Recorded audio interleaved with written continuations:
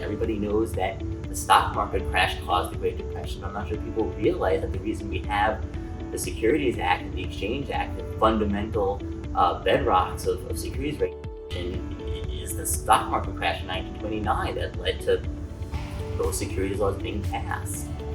We're always, being told that, those that don't acknowledge history are doomed to repeat it. And I feel like we're always so focused on the crisis at the time that we lose track of what came before. It's of course important to make sure that another crisis doesn't occur, but I think it's just as important to remember, where securities regulation started and how far we've come. After almost 20 years, I decided I wanted to do something different. But I knew I wanted to, keep being a securities lawyer and keep working in the field of securities regulation.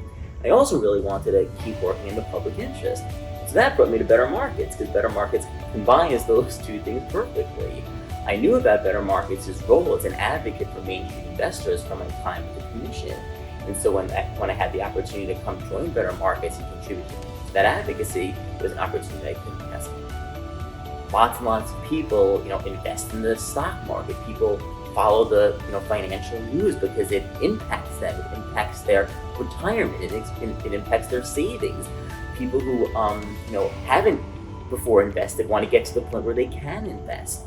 And so I love being involved in a field, an area of the law that affects so many people. And that's what makes me passionate about the work that Better Markets does, because it wants to advocate for policies that support those investors, Main Street investors who just want to save for their retirement and just want to know that when they invest their money, it's safe and secure.